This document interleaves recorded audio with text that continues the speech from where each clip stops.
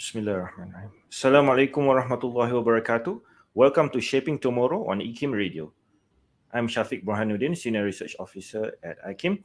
In this episode, we will be learning about and drawing inspiration from an Ottoman scholar of the 16th century through our guest speaker, Dr. Fatih Ermis, who is a research associate at the Orient Institute, Beirut.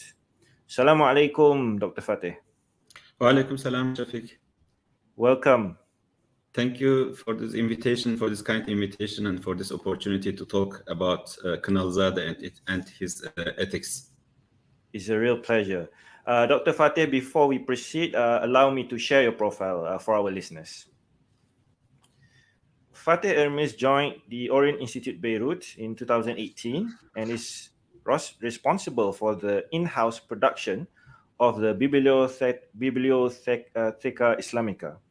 He received a doctorate from the University of Erfurt in Germany with a thesis entitled Ottoman Economic Thinking Before the 19th Century. And this thesis of his actually has been published as a book, and IKIM Library, our institute's library, has a copy of this book, a wonderful book. He holds a master's in economic history from Marmara University in Turkey and a BA in economics from Boğaziçi University, also in Turkey, both in Istanbul. Before joining the current institute he is in, the Orient Institute Beirut, he worked as a research assistant for the Chair of History of West Asia at the University of Erfurt, Germany, and most recently as a postdoctoral associate at the Center for Islamic Theology, University of Tübingen, which is also in Germany. His main research interest is pre-modern Islamic intellectual history, with a particular focus on intellectual endeavors in Ottoman lands. His work is also concerned with economic, social, religious, and literary writings, as well as with Sufi thought. His research at the current Orient Institute of Beirut focuses on a famous book of ethics, Akhlaq al-La'i, written in Damascus by the Ottoman scholar Kinalizade Ali Chelebi, who lived in the 16th century. Dr. Fatih, for the first question, could you tell us why did you decide to do a research on this scholar, an Ottoman scholar of the 16th century? Please, Dr. Fatih, what are your motivations, basically? Yeah, thank you, Shafiq. Yes, my interest to Kinalizade goes back to my PhD time. Actually, I was first encountered with Kinalizade when I was doing research in my PhD. As you also mentioned, my PhD thesis was about Ottoman economic thought. And in this period, I realized that for pre-modern thinkers, economics is realized as a branch of ethics.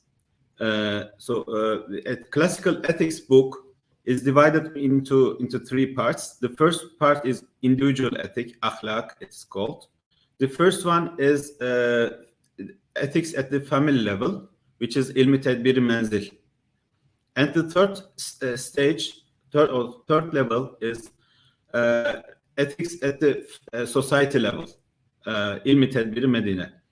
And most writings on economics are considered as the second branch, the management of household, yani ilmi tedbiri menzil, how head of the household should ideally manage his household, and how the incomes and expenditures should be regulated, and all other aspects of a household.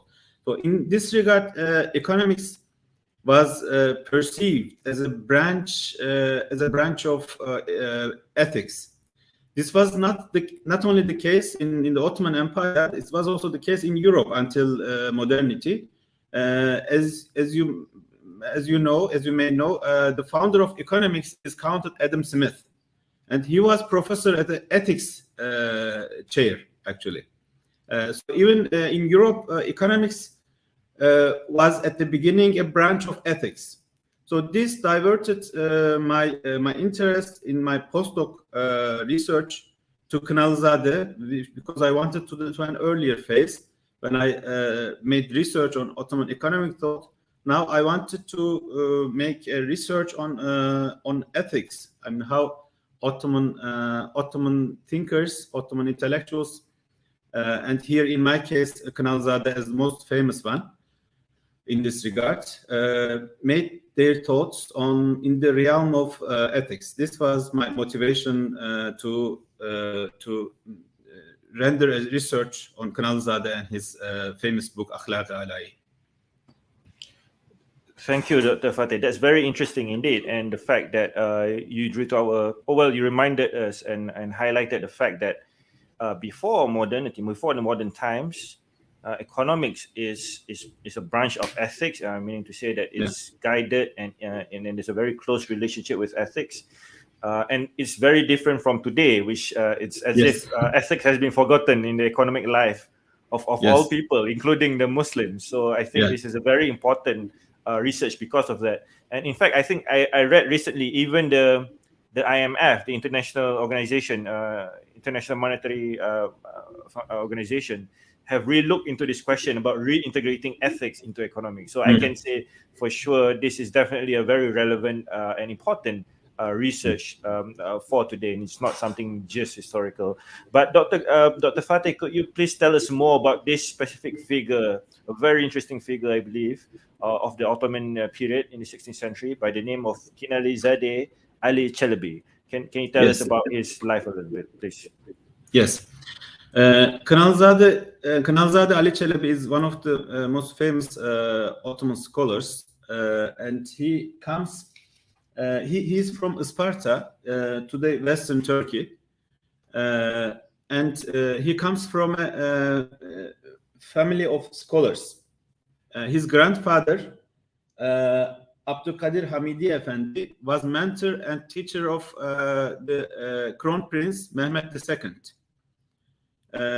And his father, Miri Emrullah Efendi, as well as his brother Muslimi, were also judges and poets. So he himself, Kinalizade himself, is a poet and a judge and a scholar. He's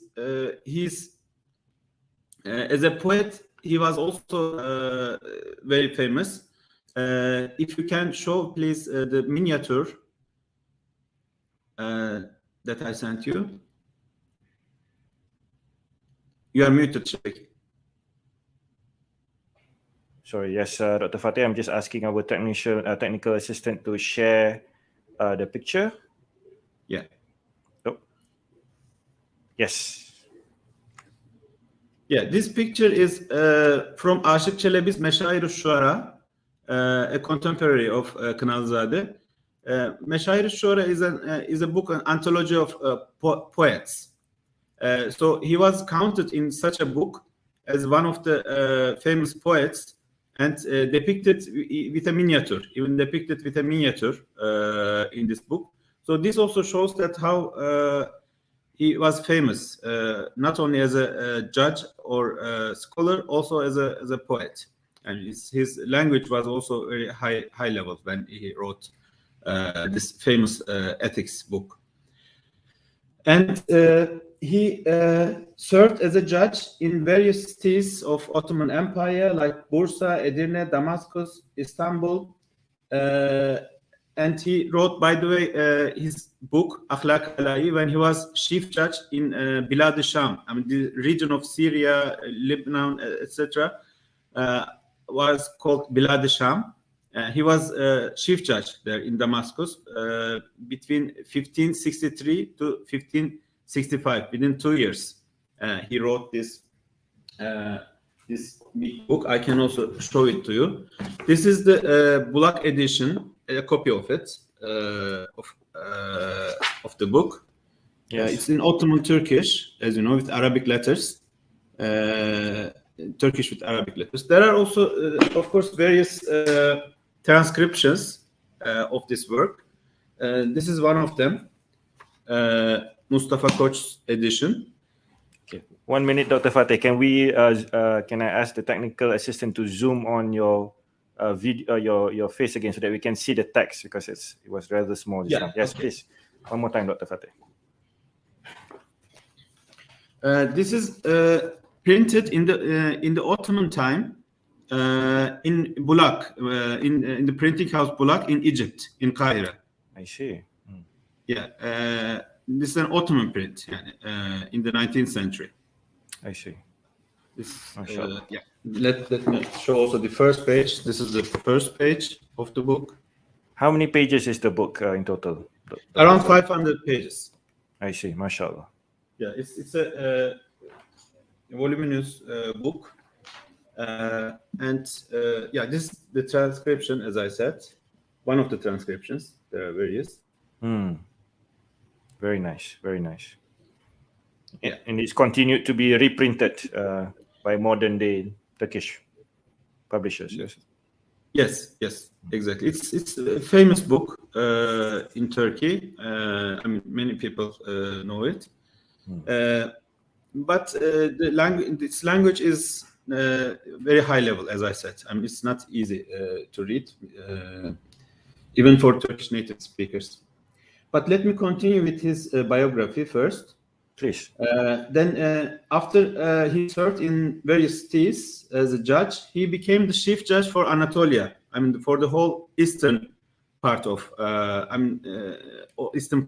Ottoman Empire. Because for the European part, it's what was called Rumelia. The chief judge, there was one chief judge for the whole Rumelia and another chief judge for the whole Anatolia, and he got this position, chief judge for the whole Anatolia, and he died when he was holding this position as a consequence of blood poisoning in Edirne. And his grave is also in Edirne. Can you please show the gravestone? His gravestone. Yeah, this is his gravestone, and the script here is in Persian. As you know, Ottoman elite were trilingual. I mean, all educated people in Ottoman Empire had to know, of course, Turkish, their native language, but also Arabic and Persian, which was also the case for Kinalizade. He knew these other two languages, Arabic and Persian, also very, very well, very high level. And many Ottoman poets also had divans, collection of their poems in Arabic and Persian too. I mean, they knew the language to that level that they could write poems in these other languages. So these were not foreign languages for them. These were almost their own language for the elite. So this in this gravestone also the script is in Persian. Ferid der Vahid Zaman Ali Chelebi. Kibat Can Azizesh Behuld Javidan. It is 5 lines. It goes like this. In English translation, it says, the script says, the unique of his time, Ali Chelebi. May his precious soul be in the eternal paradise. Passed away in the year 979 in the city of Edirne, 5th of the month of Ramadan, who was known as Kinalizade. Kinalizade was also now known as Kinalizade because Kina is Turkish word and Hanna is the Arabic word. I mean, this material that women put on in their hands to Henna, yes. Red. I mean, a red or orange color. His grandfather, Hamidi Efendi, was famous for this, that he was coloring his bird with henna. I see. This is the reason why the family is called Kinalizade. Zade is a Persian suffix which means son of. Son of someone who used to color his bird with henna. This is the meaning of his name. So this is shortly, I guess, his biography. He attained the highest position, chief judge of Anatolia. He could have attained actually Shaykh al-Islam, the highest position, if he had not died early. I mean, if his life was longer, he could even get the highest position. Yes. Yeah, this is very shortly his biography, I would say. Thank you, Dr. Fatih. But yes, a very a prominent figure during his time. Yeah, Obviously, as how you shared. Basically, he was the chief qadi for the region of Sham, or what we call Syria not in the only Sham, present the time. whole eastern part, not only The Sham, the whole, whole eastern, yeah, east of Istanbul, the whole east of Istanbul. mashallah. So it's a very huge region, and he's Yeah, the top qadi, the chief judge. yeah, And as you said, he could have been appointed to the highest position Sheikh in al-Islam. the Sheikh al-Islam in the Yeah, Ottoman in the entire Ottoman hierarchy of learning, basically. yeah, But now, Dr. Fatih, I was wondering whether we can have a little bit more taste or a little bit more understanding of his major book, the one that really made him famous in various parts of the Muslim world. His book on ethics, which you shared just now, the physical yeah. copy. Can you tell us in terms of how basically he discusses ethics and how he relates it with what we understand as philosophy, mysticism, and the Sharia, Dr. Yeah, Fatih, please. yeah. Thank you, Shafiq. Yeah. Yeah, the book, as I told you, is called Akhlaq Alai, which means the sublime ethics. Akhlaq Alai. By the way, it's very common in Beirut to have electricity cut. You just realized. Uh, yeah, but fortunately we have generators, so even if there is electricity cut, then we get electricity from our generator in the Fortunately, institute. Yeah, alhamdulillah. fortunately. Yeah, Akhlaq Alai means the sublime ethics, but he contributed and he dedicated the book to the Sadrazam, the Grand Vizier of that time, Semiz Ali Pasha.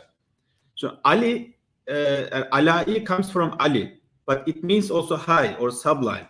So he make a wordplay here in the title of the book, and he dedicated the book to Semiz Ali Pasha, the Grand Vizier at that time, and therefore called it Akhlaq Alai. But Ali is at the same time his own name. His name is also Kinalizade Ali Chelebi. So he played in many ways with the word Ali when he called his book Akhlaq Alai. So from one I see. aspect, it means the sublime ethics, and from another aspect, it means the ethics of Ali.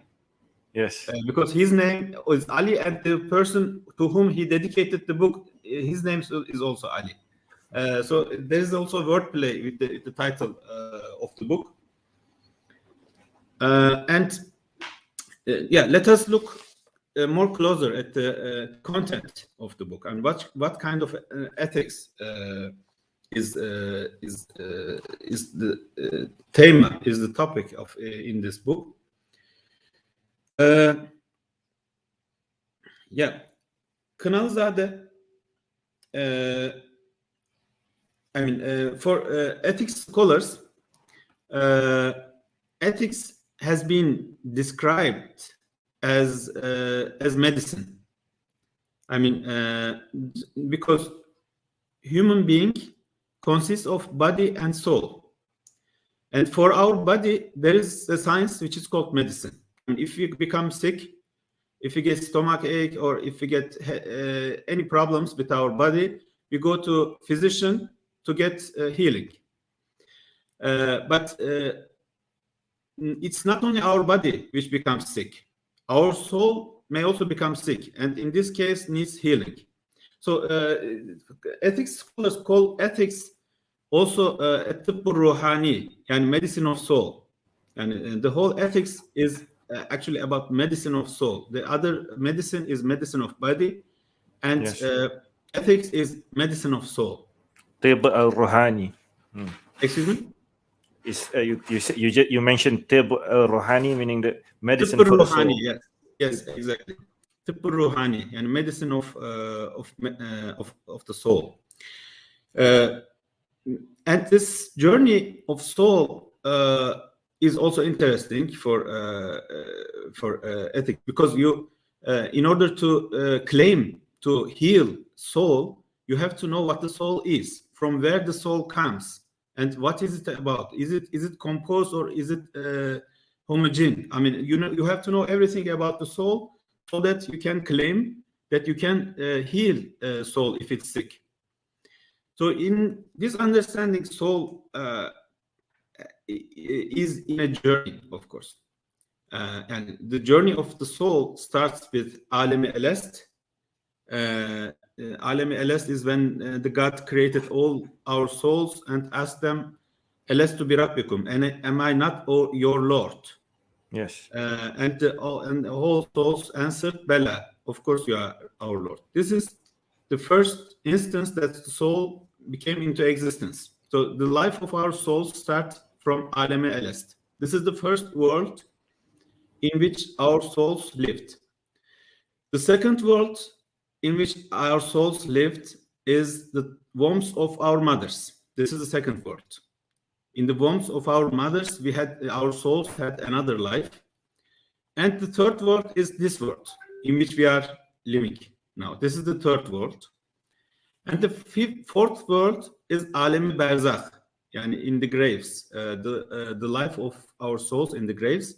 And the fifth one is the last one, the eternal one, Akhirah, in the hereafter. So this journey is important. The soul goes through 5 worlds, and the second and fourth one are transitory worlds, actually, to get used to the next world. The life in the womb of our mothers is a transition period for our souls to get used in the third one, in this, because this world is very much different than the first one, and also from the fifth one. And this is the most important one. Everything is about the third one, actually, third world, which is this world. Because we gain all rewards or punishments in this third one. The others are not that important. The third one is more important than the other 4 worlds.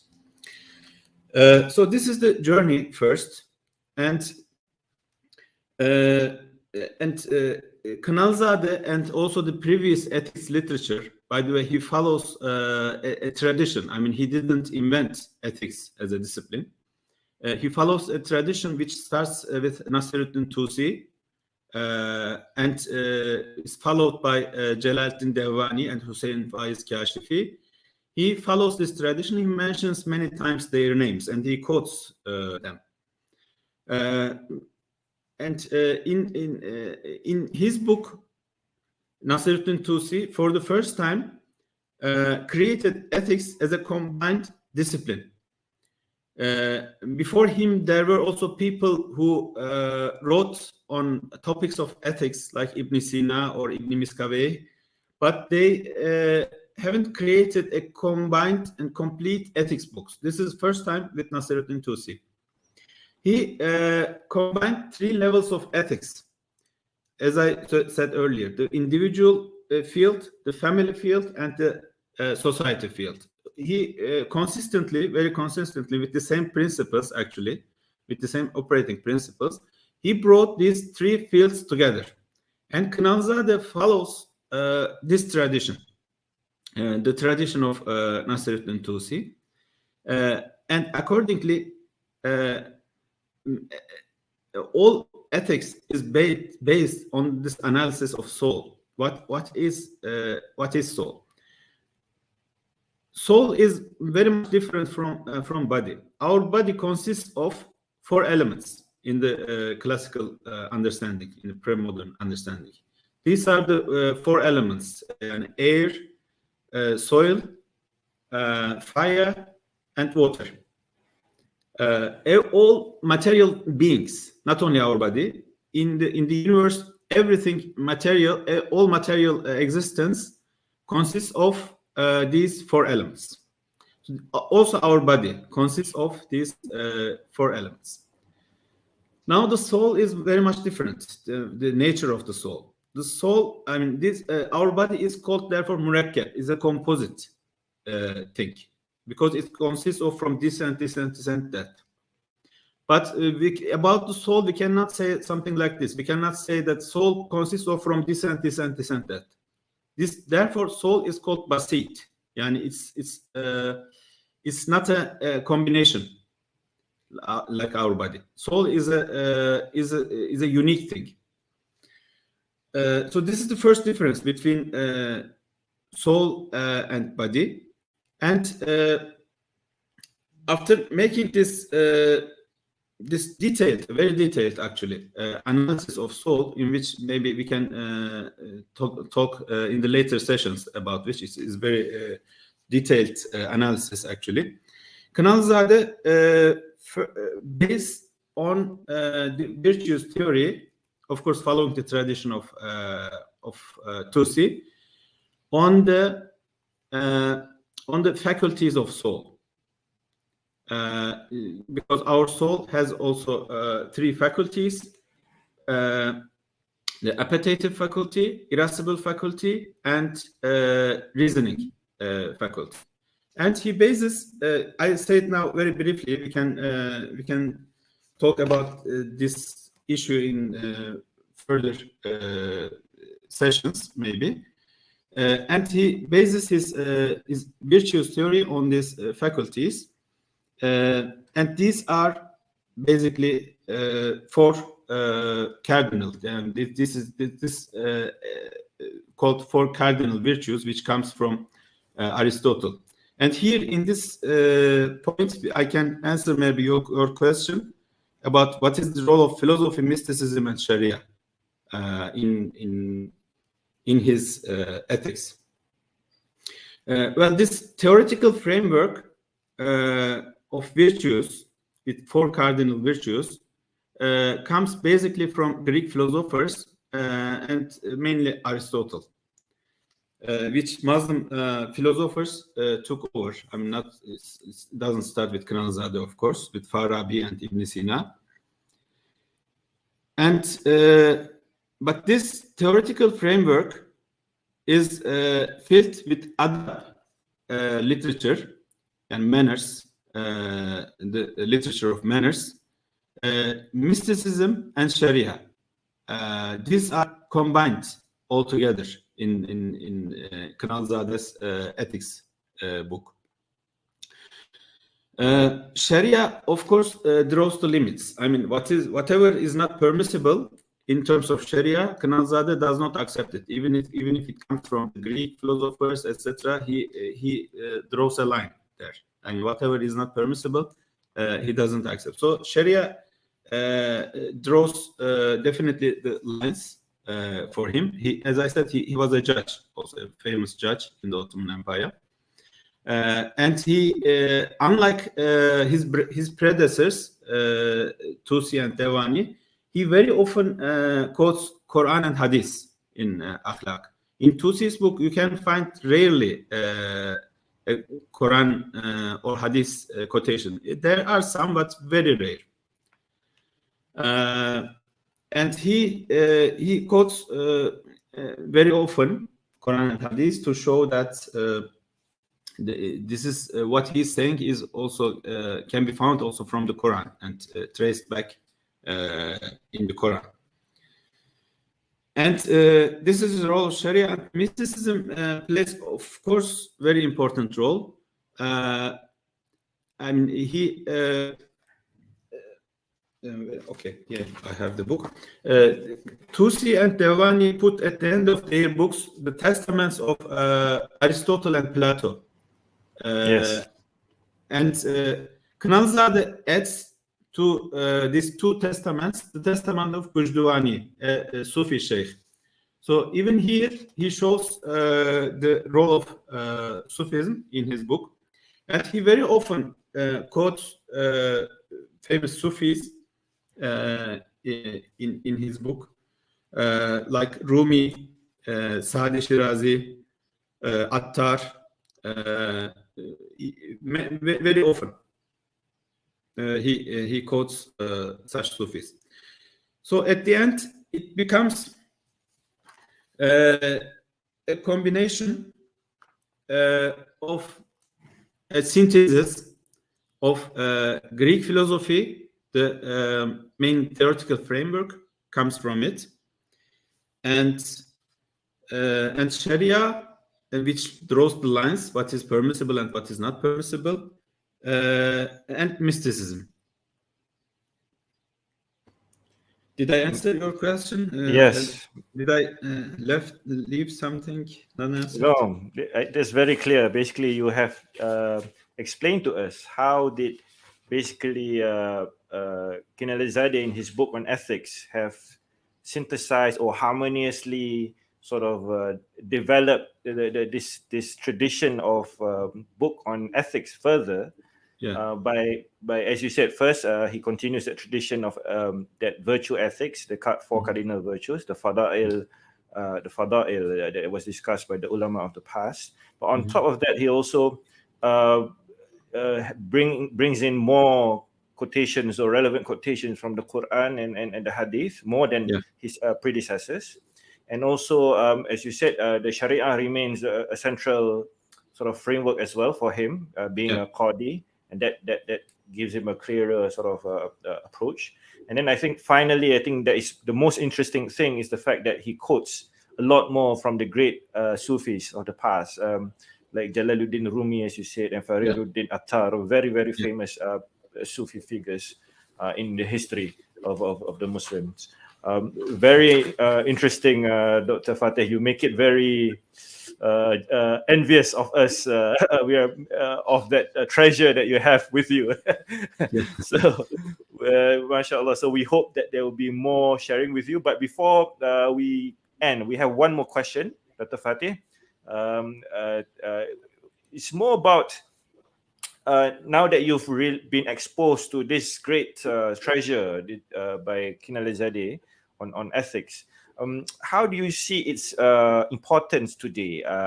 We don't know how much is it taught in the education system in Turkey, and do you recommend that it's being taught further, continue to be taught in our universities or our schools? Considering that the subject of ethics is not really discussed a lot in the Muslim world today. Your opinion, Dr. Fateh? Yeah. Yeah, I agree with you. I mean, this literature, this classical literature, to some extent has been forgotten in modern times because modernity is a different kind of worldview in which we are living. There is an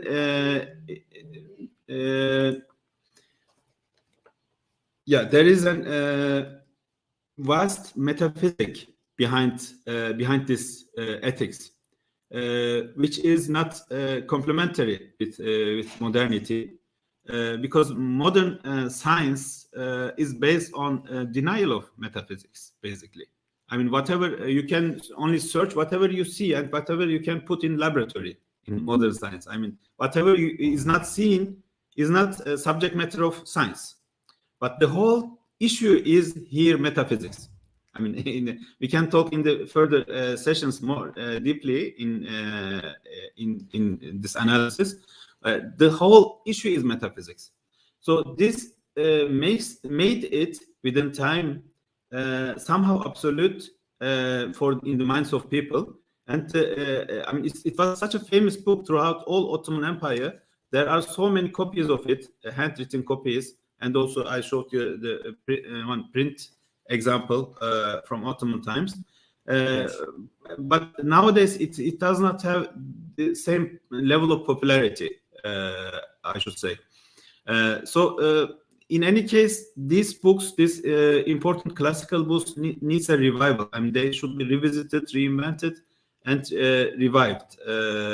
I think so. I mean, if they are taught again in the universities and schools, and people start rethinking on this text and how they can be relevant for us, they can be an important component of the challenge of modernity for the Muslims, because in which we are still living and not being able to produce a satisfying answer to it.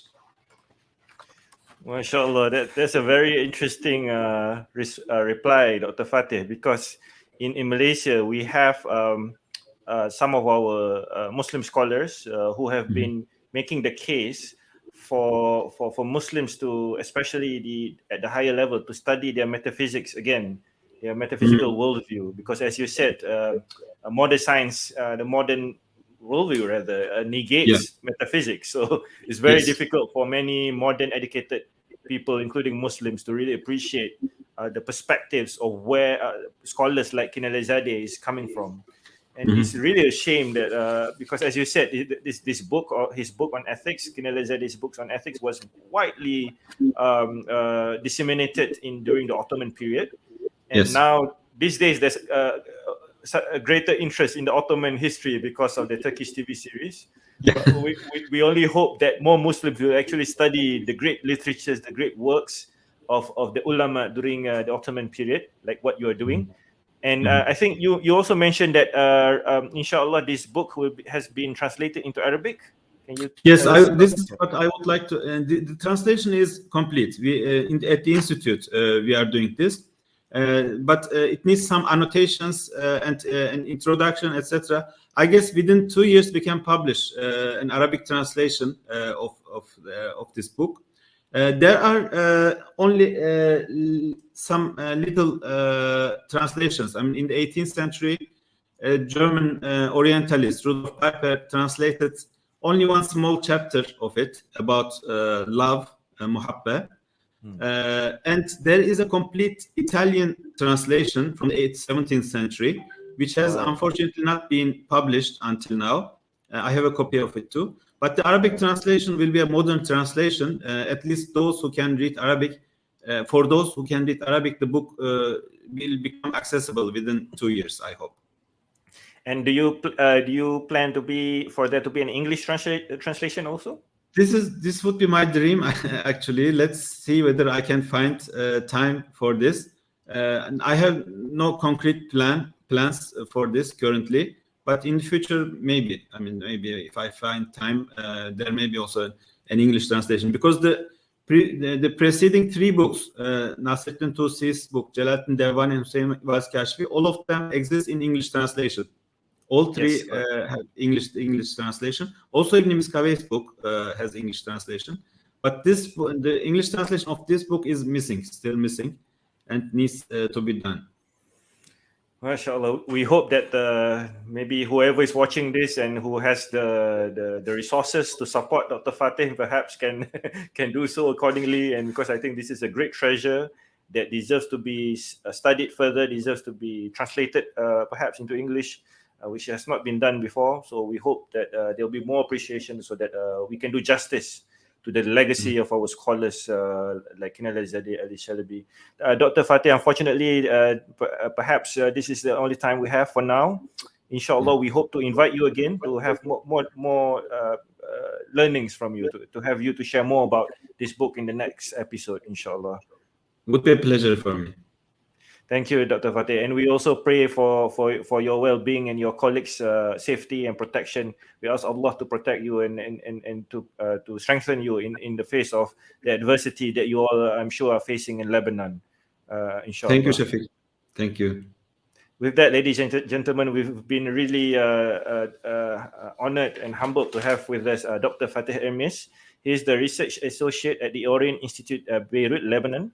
Although he's originally from Turkey, he's been sharing with us about the great treasure, a book on ethics of the 16th century Ottoman scholar by the name of Kinalizade Ali Chelebi.